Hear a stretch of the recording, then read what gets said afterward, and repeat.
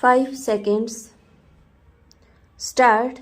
Sir, this volume, the progress report for the year 1983-84, is before the House, and members will have discovered for themselves that this volume is replete with useful information. Stop.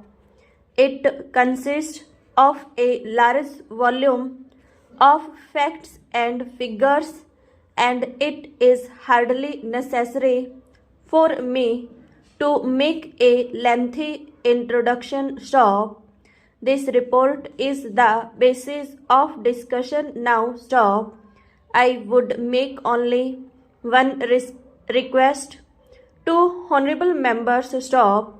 They will have a lot to say about the various aspects of our economic situation and economic progress of the country. Stop.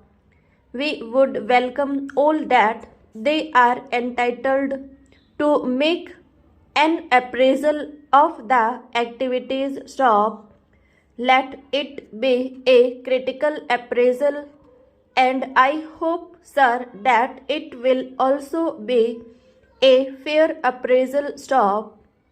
In doing so, we will have to think not of today, not of the conditions in which we are functioning, but we have to take our minds back to the days when the idea of a plan took shape, when the proposals that are now before us and the action that has been taken on them was conceived of. Stop. What were those conditions? Stop. Stanza. It will be very easy for all of us to recall the days of anxiety through which we were passing then. Stop. We were not sure of our food supplies for the next month. Stop.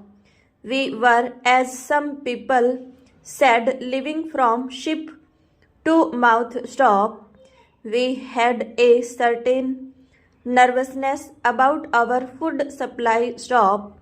We had, on account of frantic demands from all parts of the country to move food from one part to another and rush it to places where stocks were low. Stop.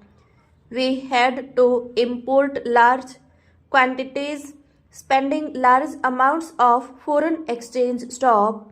We had also to give heavy subsidies, and yet people were not satisfied, and they could not be. Stop. There were controls, and there were difficulties experienced by many people. Stop.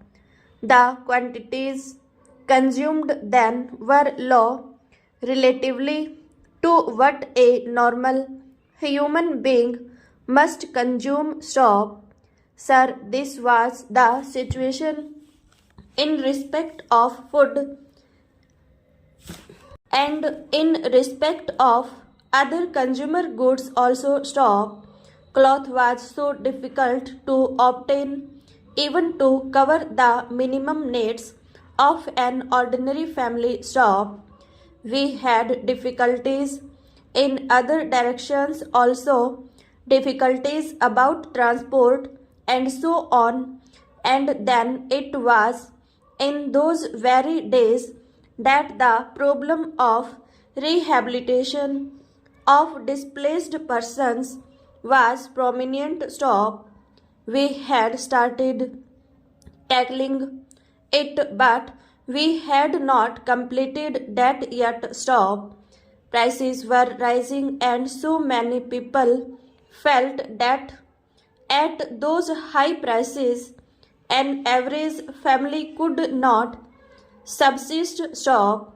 There were inflationary pressures, and so anything that we could do to relieve the situation, to increase production, to spend money making large investments, created those dangers of increasing inflation, of a further rise in prices. Stop. That was the dilemma. Stop. What is the position now? Stop. When we judge of ourselves today, we should not think of today. Stop. On the basis of conditions today, we determine the future and our future performance. But so far as the past is concerned, stop.